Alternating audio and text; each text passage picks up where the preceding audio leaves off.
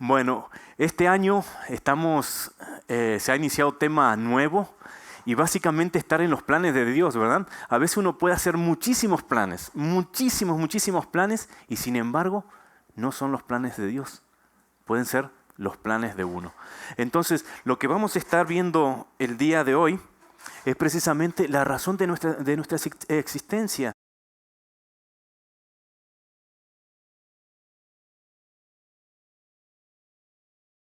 Del mundo, Él creó obras para que anduviésemos en ella.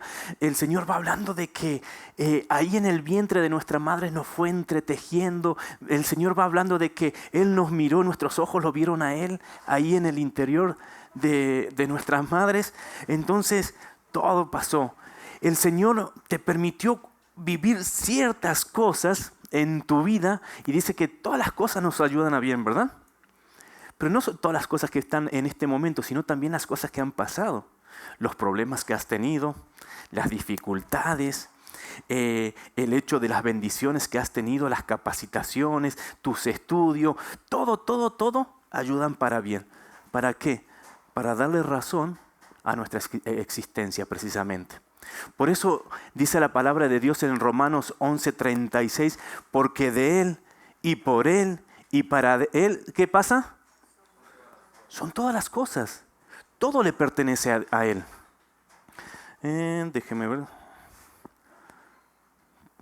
¿Tiene conectado? ¿Me podrían pasar la diapositiva? Ahí está, perfecto. Ahí está, muy bien. Muy bien. Y hay algo interesante. Antes de continuar con el tema, me gustaría que hagamos una cronología, que veamos los diferentes tiempos. En el principio, Dios estaba en su trono, ¿verdad? En el principio, Dios creó los ángeles y creó a un ángel muy particular. Un ángel que lo tenía que adorar a través de la música. Y estaba muy cerca de él. ¿Se acuerdan de quién es? ¿Sí? ¿Alguien sabe quién era? Lucero, exactamente. Exactamente, Lucero. Lucero originalmente estaba adorando a Dios, pero sin embargo, dice la palabra de Dios en Isaías, ahí la palabra de Dios va hablando que ocurrió algo particular, dice la palabra de Dios ahí. Dice Isaías 14:12, ¿cómo caíste del cielo, oh Lucero, hijo de la mañana? Cortado fuiste por la tierra, tú que debilitabas a las naciones, tú que decías en tu corazón, subiré al cielo. En lo alto, junto a las estrellas de Dios, levantaré mi trono y en el monte del testimonio me sentaré.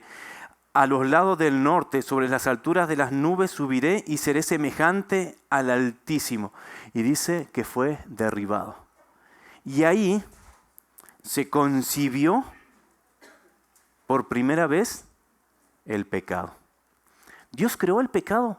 No, Dios no creó el pecado. El pecado es la ausencia de Dios o querer tomar el lugar de Dios. Y precisamente Lucero, el que había sido creado para alabar y adorar a Dios, quiso tomar el lugar de Dios. Y ahí se creó o se manifestó la primera vez el pecado.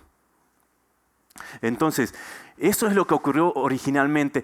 Posterior a eso vino la creación. ¿Sí se acuerdan que en Génesis capítulo 1 comienza y va hablando de la creación y en el día 1 se creó la luz, se separó la luz de la oscuridad, el día 2 las aguas de los cielos, el día 3 los mares de la tierra, ¿sí? Luego se manifestaron la luz, el sol, la luna, las estrellas, en el día 5 se crearon las aves, ¿sí? Los peces y en el día 6 se crearon los animales y alguien muy especial para Dios. La joya de la creación, la blonda, ahí. Lo más hermoso, lo que Dios le dio un lugar espectacular, que fue el hombre. Ahí se creó Adán y Eva, y en el séptimo día, dice la palabra de Dios, se descansó. Y en ese lugar, ustedes van a decir, oye, ¿dónde estamos? ¿En una iglesia de los testigos de Jehová? No, solamente tomé una imagen similar, no se me asusten, ¿sale? No es de los testigos, de los TJs. En ese lugar era perfecto, todo en armonía. Y en ese lugar estaba precisamente Adán y Eva. Y Dios los puso con un propósito, ¿verdad? Adán puso nombre a todo, tenía que subyugar toda la tierra, reproducirse y habitar toda la tierra, ¿verdad? Pero en ese lugar había algo en particular. Había 2 árboles. Son representaciones, hermanos, ¿sí? No me quieran decir, no, ese no es el árbol no es un manzano, no era una manzana, hermano, ¿sí? Estaba el árbol de la vida y el árbol del bien y del mal. Había una sola restricción que tenía Adán y Eva. ¿Cuál era? No comer del árbol del bien y del mal, ¿verdad? Bueno, pero aparte de ellos 2, aparte de los árboles, yo particularmente, y es mi postura personal, por favor, y lo voy a repetir, es mi postura personal, yo pienso que el árbol de la vida era precisamente Cristo. ¿Sale? Algunos se ponen en teoría y todo, cada cual tome su postura, pero estaba el árbol del bien y del mal. Posterior a esto aquí, hubo una propuesta. ¿Sí? Apareció el diablo, le hizo una propuesta a Eva y le dijo, sino que sabe Dios que el día que comáis de él, serán abiertos vuestros ojos y seréis como Dios, sabiendo el bien y el mal. ¿Van siguiendo la cronología? ¿Sí? ¿Qué propuesta le hizo? Sencillo. Que comieran del árbol del bien y del mal. ¿Qué propuesta fue? Que ellos tomen en el lugar de Dios. Simplemente, que tomen en el lugar de Dios, que en su corazón tomen el lugar de Dios. Y a partir de esto, ¿sí? Fueron expulsados. Dice Génesis 3:23 que el Señor los expulsó precisamente del huerto del Edén. Dice, para que labrasen la tierra y que fue tomado. Entonces, ahí llegamos a nuestro mundo. Y dice Romanos 5:12, un versículo muy conocido. Por tanto, el pecado entró en el mundo por un hombre, que en este caso fue Adán, y dice, y por el pecado así la muerte pasó a todos los hombres por cuanto todos pecaron. Entonces, todos somos pecadores. ¿No les resulta algo injusto eso ahí? ¿De que por un hombre todos fuimos condenados? Y a veces uno dice, oye, pero ¿por qué, Señor? ¿Por qué permitiste eso ahí? ¿Qué pasó? Y todo. Pero lo que no nos parece injusto es que cuando Cristo murió y por Él nos imputó sus justicias, fuimos salvos, ¿verdad? A veces recordamos solamente lo malo. Pero Dios lo que quería con Adán y Eva precisamente era tener una comunión. Dice Romanos 3:23, por cuanto todos pecaron están destituidos de la gloria de Dios. Entonces, se rompió el plan original. Se rompió el propósito de existencia nuestro para con Dios. Y entonces, nosotros estamos separados de la gloria de Dios. Estamos muertos precisamente por el pecado. Estamos alejados de Él. Y hay algo interesante. Por estar separados somos hombres naturales. Tenemos una naturaleza que se llama hombre natural. Pero no solamente hay una naturaleza que se llama hombre natural, también la llamamos la carne. ¿Sí? Voy a ir un poquito rápido porque va a ser muchos versículos. ¿Cuánto tiempo tengo? Perdón.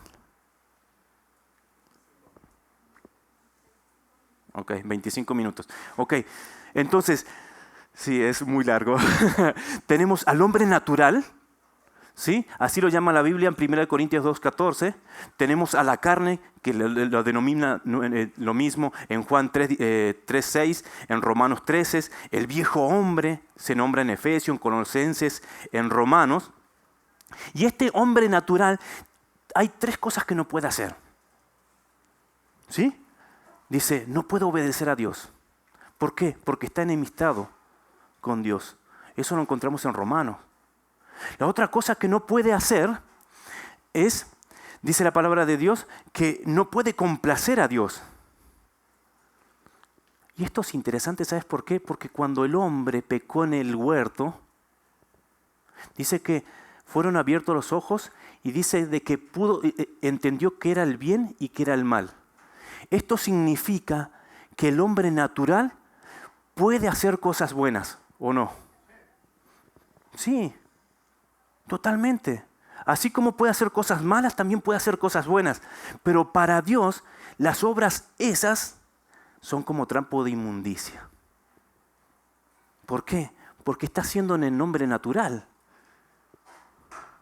Para Dios son trapo de inmundicia, literal.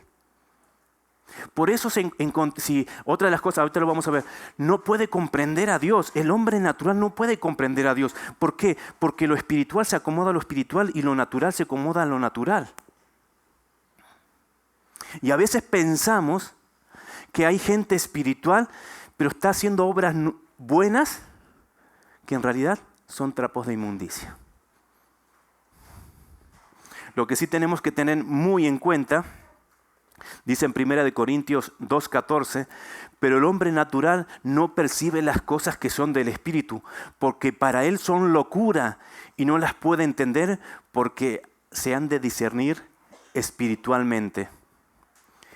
¿No les resulta locura lo que hicieron los Tapia? Tan loco, ¿verdad? Es la verdad. Yo lo escuchaba recién a Pedro y decía, oye, más de 200,000 pesos se gastaron. Con eso me pude haber comprado una casa, mínimo algo del Infonavit. ¿Verdad? Pues algo, pero con eso empezamos. Es más, estos Tapias están bien locos. ¿Qué onda? Se fueron a un país donde su vida corría en riesgo. No solamente él, su esposa, sino también sus hijos se llevaron. Me hubiese ido yo solo, quizás. Si me pasa algo, por lo menos yo estar en casa. Les parece locura al mundo, pero es el obrar de Dios.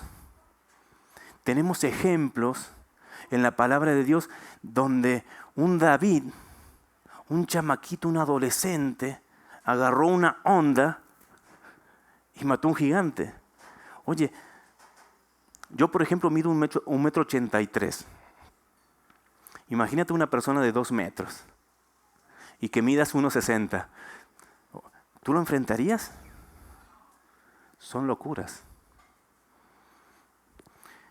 Vemos, por ejemplo, a una viuda de Sarepta que ya estaba por morir y el profeta le dice, dame de alimento, dame de comer. Y lo último que tenía, se lo da. Locura. Tenemos locuras como, por ejemplo, que decir, oye, ¿podemos descansar el domingo? Toda la semana estuvimos trabajando y trabajando y trabajando. Y mira dónde están los locos, aquí. ¿Verdad? Para el hombre natural son locuras total. ¿Por qué? Porque lo natural se acomoda a lo natural y lo espiritual a lo espiritual, se discierne espiritualmente. También la palabra de Dios nos manifiesta precisamente esta situación en Mateo, donde dice, Mateo 7 dice, no todo el que me dice Señor, Señor, dice, entrará en el reino de los cielos, sino el que hace la voluntad de mi Padre que está en los cielos. Muchos me dirán en aquel día, Señor, Señor, profetizamos en tu nombre, y en tu nombre echamos demonios, y en tu nombre hicimos muchos milagros. Entonces le declararé, nunca los conocí, apartaos de mí, hacedores de maldad. Y volvemos a lo anterior. El hombre natural puede hacer muchísimas obras, muy buenas obras, ¿sí? Pero si no son en el espíritu, son obras muertas. Literalmente son obras muertas. Y el Señor dice, ¿sabes qué? Apártate de mí, hacedores de maldad. Pero lo que me llama la atención de este versículo, ¿saben cuál es? Que dice, profetizamos en tu nombre echamos demonio. Oye, una persona inconverso, ¿puede echar demonios? Oh, claro que sí, tranquilamente. ¿Por qué? Porque es todo parte de un engaño. Es parte del sistema, es parte del mundo.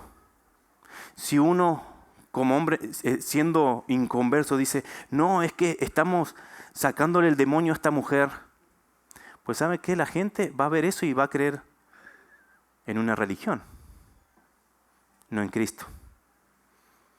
Entonces, es parte de todo. Es más, les voy a decir algo. Uno como creyente, y aquí más de uno quizás se va a romper la vestidura. Uno como creyente incluso puede compartir el evangelio estando en pecado y una persona se puede convertir. ¿Está bien eso? No, es una aberración. ¿Por qué? Porque el que convierte es Dios, no la persona. Y Dios es fiel a su palabra, no al pecado de la persona. ¿Por qué voy con esto? Porque si seguimos analizando, vamos a tener por un lado al hombre natural y por el otro lado al hombre espiritual, si tú recibiste como único y suficiente Salvador a Cristo en tu corazón. Y vamos a tener una situación continua donde uno quiere hacer lo bueno y por otra parte quiere continuar en el pecado. Pero el hombre espiritual, lo interesante es que no es una restauración del hombre natural. Dios jamás va a tomar la vieja naturaleza para restaurarla. No, Dios va a poner en tu corazón la nueva naturaleza. Y en ese momento somos salvos. ¿Por qué? Porque en el huerto del Edén estaban Adán y Eva, estaban con Dios. Dios no estaba a la par de ellos, estaban con Dios y Dios estaba en ellos. Y fue precisamente eso lo que tenemos la ventaja los creyentes en este momento. Dios no está a la par de nuestro.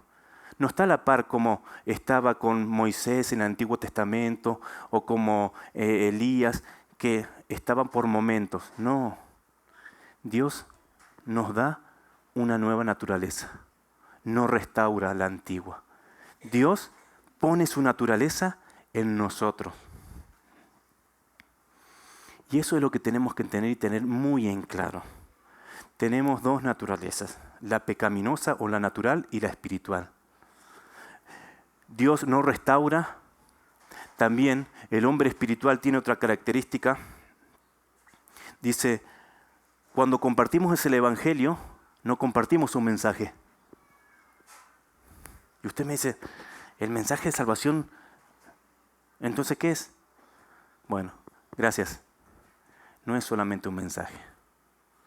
Lo que compartimos es una persona. Lo que compartimos es el hecho, no solamente el mensaje de la salvación, sino que Cristo va a venir a morar en nosotros. Lo que compartimos es que Cristo entra en nosotros y nosotros estamos en el cuerpo de Cristo. Y Dios ya no ve al hombre natural, ve al hombre espiritual que es Cristo. No solamente eso, sino que esa persona va a generar un fruto y ese es el fruto del Espíritu Santo. ¿Quién sabe cuáles son los frutos del Espíritu Santo? ¿Quién me puede decir el primero? Amor, gozo, paciencia, benignidad. Y si les diría que el hombre natural tiene tranquilidad, pero no tiene paz, que el hombre natural puede tener alegría, pero no puede tener gozo. ¿Sí? Es la diferencia. Uno puede decir, oye, ¿sabes qué? Hice una obra nueva, me llena de alegría y todo. Y están en el hombre natural. Pero uno puede obrar en el Dios, llenarse de gozo y estar en el hombre espiritual. Y el hombre natural no entiende y no discierne las cosas del Espíritu, ¿verdad? Pero ¿sabes? A veces nos olvidamos que nosotros tenemos el hombre natural. Y pensamos que el inconverso, la persona que no tiene a Cristo, no va a entender las cosas espirituales. A veces nosotros tampoco entendemos porque tenemos la misma naturaleza. Y es con la naturaleza que luchamos continuamente. Es con la naturaleza que estamos batallando continuamente. Bueno, debería ser así. Porque en 1 Corintios dice de que algunos están enfermos. Y dice que algunos duermen. Porque Dios tiene un objetivo. Que le conozcamos y que hagamos su voluntad. Esa es la razón de nuestra existencia en este mundo. Conocerle a Él y hacer su voluntad. Incluso Cristo dijo, yo no vengo a hacer mi voluntad. Vengo a hacer la voluntad ¿de quién? De mi Padre. Y otra vez lo voy a citar a Pedro. Hacer la voluntad del Padre para Cristo fue en cierta forma esta. Mis enemigos, la humanidad, los voy a amar hasta tal punto que voy a entregar mi vida por ellos. Y yo lo escuchaba a Pedro ahorita, decía, me trataba como inmundo, me trataba como su enemigo, pero yo quiero hacer la voluntad de Dios. A pesar de que me trate así, voy a buscarle. Eso es una manifestación de buscar hacer la voluntad de Dios, de conocerle y hacer su voluntad. No es solamente venir a una iglesia. Dice la palabra de Dios, miren lo que dice la palabra de Dios en lo que es referente a lo espiritual. Dice en 1 Corintios, dice, antes bien como está escrito, cosa que ojo no vio, ni oído yo, ni han subido en el corazón de hombre, son las cosas que Dios ha preparado para los que le aman. Pero Dios nos las reveló a nosotros por el Espíritu, porque el Espíritu todo lo escudriña. ¿Ah? Espiritual a lo espiritual. La carne a la carne. Ahí. Y si uno quiere hacer la voluntad de Dios, lo primero que va a hacer es amar al enemigo. Porque fue la manifestación. Éramos enemigos de Dios. Y decidió morir por nosotros. Pero sin embargo, el hombre espiritual no percibe esas cosas. Para nada. No las percibe en ningún momento. Por eso, miren esto. Dios quiere matarte. ¿Cómo que Dios quiere matarte? Sí, Dios quiere matarte. Me quiere matar. ¿Qué es lo que quiere matar al hombre natural? Así de sencillo, dice, y haced morir pues lo terrenal en vosotros. Dice la palabra de Dios, fornicación, impureza, pasiones desordenadas, deseos, avaricias, ¿qué es idolatría? Dice, cosas que por las cuales la ira de Dios viene sobre los hijos de desobediencia. Y versículo 10 dice, eso es en Colosenses, dice versículo 10, y revestíos del nuevo hombre. Dios va a hacer todo lo necesario para matar y minimizar al hombre natural. Dice Pablo, con Cristo estoy juntamente crucificado y ya no vivo yo. ¿Qué está crucificado? El hombre natural. Y ya no vivo yo, dice, más Cristo vive en mí, el hombre espiritual. Y lo que ahora vivo en la carne, ¿sí? Y empieza, no. Dice, ¿por qué? Porque el hombre espiritual está pleno, está lleno. ¿Sí? Y Pablo podía decir, todo lo tengo por basura. Y aquí les quiero dar un ejemplo. Cuenta la historia que había un campesino que rentó una casa. Y en esa casa, junto con todo un terreno, y lo empezó a labrar. Empezó a labrar y empezó a utilizar un arado un poco profundo, y al momento de pasar el arado, encontró un tesoro.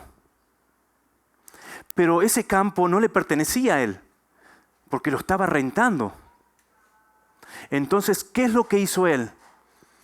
Fue con todos sus amigos, con todos sus familiares, vendió todo lo que tenía, vendió todo, absolutamente todo. ¿Para qué? Para comprar ese terreno. Es exactamente lo mismo de con Cristo estoy juntamente crucificado.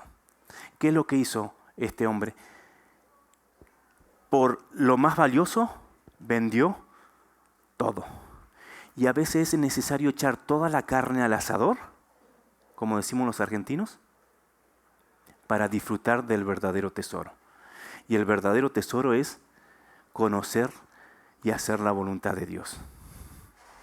Sin embargo, tenemos un problema muy grande. Y ese problema es a quién alimentamos. A ver, voy a elegir un voluntario aquí a la fuerza. Prisi, a ver, ¿cuántos años tienes? 20 años. ¿Cuánto hace que recibiste a Cristo? 5. Ok, bueno. Vamos a tomar de ejemplo a Priscila. Ella tiene 20 años. 20 años desde que nació que está alimentando la carne. Desde que nació. Y bajo un sistema que es el mundo, que hace que alimentemos la carne. Y tiene 5 años que recibió a Cristo, que recién empezó a alimentar al Espíritu. Por eso tenemos que tener y ser muy abusados con esto. El mundo está en la condición necesaria para alimentar a la carne. Y uno dice, bueno, pero el cristiano solamente viene a la iglesia y listo, ya pasó y ya es más que suficiente. Y la gran mayoría pensamos esto. Sin embargo, una semana, bueno, un día tiene 24 horas, ¿verdad? Una semana tiene 24 por 7 son como 160, 170 horas aproximadamente. Y pensamos que con 2 horas de esa semana va a ser suficiente para alimentar el espíritu. Y las otras 168 horas seguimos alimentando la carne, porque el sistema está así. Más o menos es el 1.3 o 4% lo que podemos dedicar o los que muchos dedicamos solamente al hombre espiritual. Y es más, a veces solamente estamos 2 horas aquí y estamos cantando y movemos la boca, sacamos sonido y nuestra mente está en otro lado. Es más, estamos escuchando la palabra de Dios y dice, ay, ¿qué le voy a preparar a mi viejo el día de hoy? ¿Sí? Y el viejo está diciendo, gracias. El viejo está diciendo, ay, está aquí, no termina más. Tengo un hambre, mi vieja no me preparó el desayuno y estoy esperando el interculto. ¿Sí? Ni siquiera a veces 2 horas. Y si eso lo extrapolamos, no sé, a 30 días, tenemos más o menos unas 700, 750 horas. O sea que son unas 8 o 10 horas quizás que utilizamos. Si lo traspolamos a un año, son 8.760 horas que vivimos en el mundo, y de esas ahí son 52 semanas, o sea que 108 horas que le dedicamos a Dios. ¿Ustedes creen que eso es suficiente para alimentar al hombre espiritual? No, hermanos. No, eso no es suficiente. Y si analizamos, ¿cómo podemos alimentar el espíritu? Fácil. Fácil y a la vez dificilísimo. Primero, con la palabra de Dios. Tenemos que alimentarnos de la palabra de Dios. Pero ahora bien, conociendo y teniendo toda la palabra de Dios, ¿eso nos garantiza para que andemos espiritualmente? No, no es suficiente. Quiero decirte que no es suficiente. Oye, Omar, ¿entonces es malo memorizar la palabra de Dios? ¿Es malo estudiar la palabra de Dios? No, lo único que te estoy diciendo es que no es suficiente. No es suficiente venir aquí, escuchar la palabra de Dios. No es suficiente ir y memorizar un versículo. No, no es lo suficiente. Y el ejemplo lo tenemos con los fariseos. Ellos conocían la palabra de Dios perfectamente. Los escribas conocían perfectamente la palabra de Dios. Y sin embargo negaban a Dios. Otra de las cosas que podemos hacer es orar. Claro que sí es bueno orar. Es buenísimo orar sin cesar, dice la palabra de Dios. ¿Es suficiente? Quiero decirles que no. Algunos utilizan vanas palabrerías, dice la palabra de Dios. Algunos simplemente repeticiones. Algunos oran una vez al día, Algunos una vez al mes, algunos una vez al año. ¿Es suficiente la palabra de Dios y la oración? No, no es suficiente. Dios demanda más que eso. Muchísimo más que eso. Y no estoy diciendo que no es bueno. No estoy diciendo que es malo. No, no es suficiente. ¿Por qué? Porque la palabra de Dios y la oración se tienen que ejercitar. No es lo mismo venir aquí y decir, ¿sabes qué? Dios me está diciendo que ama al dador alegre y me está diciendo que dé conforme a lo que haya prosperado y tener memorizados esos versículos y no dar el diezmo. ¿Sí? No es lo mismo pensar de que, Señor, ¿sabes qué? Necesito un convertible. Y a veces Dios no lo da, no da las cosas. ¿Por qué? Porque no sabemos cómo pedir. Entonces no es suficiente la oración. Lo que sí es importante es ejercitar. Una persona cuando hace ejercicio, me tocó, aunque no crean, ustedes me ven así, pero en una ocasión fui al gimnasio. ¿Sí? Le puede contar mi esposa, incluso casi me desmayo. ¿Sí? Pero bueno, son anécdotas. Pero recuerdo que cuando comencé el gimnasio, la primera y segunda semana, ay hermanos, qué horrible. Me acuerdo que un día jueves me tocó hacer piernas. Y el gimnasio estaba en un segundo piso. Hice piernas, bueno, terminé ese día, estaba tembloroso de todo. Ya cuando pasó la tercera, cuarta semana, ya lo podía hacer con mejor. Ser un hombre espiritual significa que la palabra y la oración estén ejercitadas. Ser un hombre espiritual y alimentar el hombre espiritual es manejarse por fe. Sin fe es imposible agradar a Dios. Y el hombre espiritual, cuando está ejercitado en la fe, es cuando va alcanzando la madurez. No puede ser que la palabra de Dios muchas veces va diciendo que debiendo ser maestros, todavía tienen necesidad de leche espiritual. ¿Qué significa esto aquí? Que el hombre que recibió a Cristo como único suficiente Salvador tiene que estar en un constante crecimiento, tiene que estar en un constante ejercicio, desarrollándose. Si, por ejemplo, la palabra de Dios, volviendo a lo anterior, me dice que aparte según lo que haya prosperado, que dé con un corazón alegre, tienes que empezar a dar pasos de fe. Y decir, ¿sabes qué? Señor, no me va a alcanzar. No me va a alcanzar para la quincena. La verdad no me va a alcanzar. Ayúdame. Dame sabiduría como administrar mi dinero. Dame contentamiento para entregar lo que es tuyo. Y con la piernita temblorosa, uno se acerca y le da al Señor. Y Él empieza precisamente a ejercitar su fe. Esa es la forma práctica.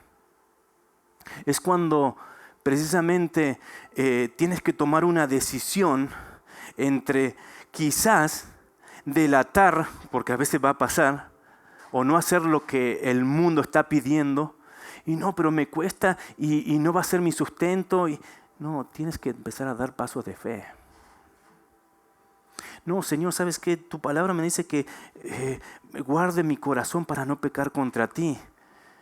Y tengo que invertir tiempo con el Señor y tenemos que dar los pasos de fe porque dice uno, no, pero si no pasa nada, empieza a ejercitarte en tu devocional.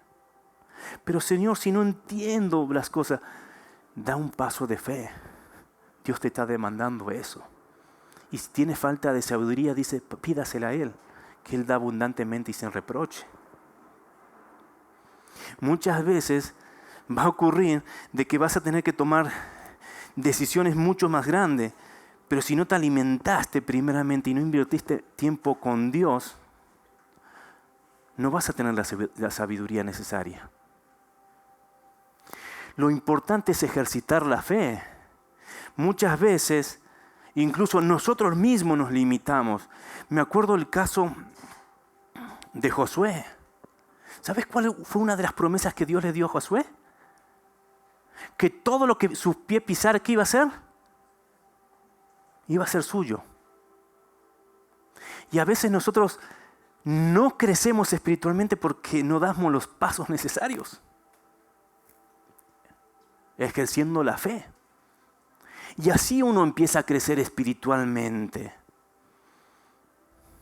Así uno, con un poquito de paso aquí, un pasito para allá. Pero Señor, Señor, si continuamente peco, continuamente caigo. Y el Señor dice, si alguien hubiese pecado, abogado tenemos para ¿con quién? Con el Padre. Uno incluso, esto va a sonar raro, pero uno incluso puede adorar a Dios cuando ha caído en pecado. ¿En qué momento? Cuando se acerca a Él y le dice, Dios, perdón. ¿Por qué? ¿Qué está pasando en ese momento? Estamos dejando el lugar de Dios y se lo estamos dando a Él. Dios, he pecado. Necesito que me perdones. Y a veces a los cristianos, precisamente, como no tienen la fe ejercitada, dicen, pero si ya pequé esta vez, me confesé, y la otra vez caí, y otra vez, y así. Hermanos, tenemos una naturaleza pecaminosa. Y siempre la vamos a tener, siempre. No nos olvidemos de eso. Por esa razón, si quieres andar realmente o queremos realmente estar creciendo espiritualmente, tenemos que ejercitar la fe con pequeños pasos, memorizando, invirtiendo, sirviendo, entregando. Y para mí el mejor ejemplo precisamente es el diezmo. Porque es un paso de fe. ¿O acaso alguna vez no te ha pasado de decir, Señor, mejor me lo guardo porque lo necesito? Y les digo esto aquí porque es algo que a mí me pasa mucho. Y es con lo que más batallo a veces, es precisamente con entregar. Vengo de una familia muy pobre y de muchas carencias. Y cuando recibí a Cristo, me costaba un chorro. Me costaba muchísimo. Y yo decía, no, pero yo no sé lo que va a pasar adelante. Ahorita me alcanza, mejor me lo sigo guardando. ¿Y sabes qué me pasaba? O me enfermaba, o pasaba una emergencia, y gastaba exactamente lo que le tenía que dar a Dios. Incluso le pueden preguntar a mis hijos, a mi esposa, siempre les digo a ellos, si vas a prestar algo, y es una postura personal, si vas a prestar algo, toma la actitud como si lo hubieses regalado. Porque en el momento que no te lo devuelvan, o lo rompan, o lo gasten, no te va a doler. Y he visto la mano de Dios que cuando le he entregado, y a veces digo, no, Señor, te voy a dar un poquito más. El Señor no deja a nadie, ningún justo desamparado. Ahora, ¿te cuesta lidiar con Dios con tu pecado? Acércate. El diablo, antes de que peques, te dice, no va a pasar nada. Y Dios te está diciendo, vas a tener consecuencias. Una vez que pecaste, el diablo te va a decir, ¿ya ves? ¿No sirves? ¿Ya ves? El que te ama, le defraudaste. Y Dios te va a decir, acércate. A veces va a llegar un momento que va a estar en una situación de problemas y vas a decir, no, yo puedo. No, acércate a Dios, da un paso de fe. Ejercita la fe. No quieras y no querramos ocupar el lugar de Dios. Porque Dios está en nosotros y lo que más quiere es formar un carácter. Y uno puede tener muchos defectos. Y me encanta una ocasión el pastor compartió de David. David pecó, sí, pecó. Samuel capítulo 11. Pero siempre David se acercó a Dios. Y no estoy diciendo que le des rienda suelta al pecado, no. No. Te estoy diciendo que ejercitemos nuestros sentidos espirituales con pequeños pasos de fe para poder hacer la voluntad de Dios, que es conocerle y andar en sus caminos. No te estoy diciendo, sabes, que no leas la palabra de Dios, no ore. No, te estoy diciendo que ejercites la oración y ejercites la palabra para que llegues a ser un varón perfecto a la medida de la plenitud de Cristo. Que estés preparado para poder edificar a tus hermanos y la iglesia de Dios, poniendo lo que es principal, el fundamento que es Cristo, y agarrando, subiéndote a la cruz y diciendo como Pablo, con Cristo estoy juntamente crucificado. Eso es lo que tenemos que ser, amigos, hermanos, queridos. No hay otro camino. Es más, podemos ser tan hipócritas de estar en este lugar y servir a Dios, y el que realmente está sirviendo es el hombre natural, y por eso encontramos que podemos, que el heno, la hojarasca y la madera se va a quemar, pero te invito a que pases al hombre espiritual para que tengas tesoros en el cielo, que puedas presentarte con piedras preciosas, con oro, ante Dios como olor fragante. ¿Cómo se comienza? Con pequeños pasos de ejercitación, temblando a veces, pasos de fe. La pregunta va a ser, ¿aceptas el desafío? Es algo personal, es algo totalmente personal. ¿Por qué? Tu enemigo más grande está dentro tuyo. Mi enemigo más grande está dentro mío. Y lo veíamos como el ejemplo con Priscila. El mundo está preparado para eso. Desde que nacimos fuimos instruidos en eso. Cuando quise dejar la Coca-Cola hace un par de años, me llevó un año. Literalmente me llevó un año. Y tomaba casi 2,5 litros de Coca-Cola a diario. Entonces empecé a dejar la Coca-Cola y me empezaba a doler aquí muchísimo. Veía un comercial, veía una Coca-Cola ahí toda sudada con el hielo así. Es increíble. Y la Coca-Cola es una droga. Nosotros estamos con una adicción que se llama pecado y es nuestra naturaleza. Llevamos como Priscila 20 años, algunos muchos más, yo ya casi medio siglo. Entonces, yo tuve que tomar una decisión muy radical con la Coca-Cola, decir, no tomo, y dejé de tomar. ¿Tenía ganas? Claro que sí. Claro que sí. Llegaba a la obra y el albañil, todos que me decían, ingeniero, una coca. Y unas ganas. Pasó ese periodo que fue un año y ahora a veces tomo una Coca-Cola y tomo un poquito, ahí está. Así estamos acostumbrados, somos adictos al pecado. Y no porque vengamos 2 horas un domingo, vamos a dejar de ser adictos. No, es con ejercicios en la fe. Amén. Muy bien, hermanos, están despedidos. Pueden salir a comer porque ya me están reclamando desde allá atrás. Y les animo, hermanos, de que a pesar de que con las patitas temblorosas uno vaya dando pasos de fe, sean constantes. Amén.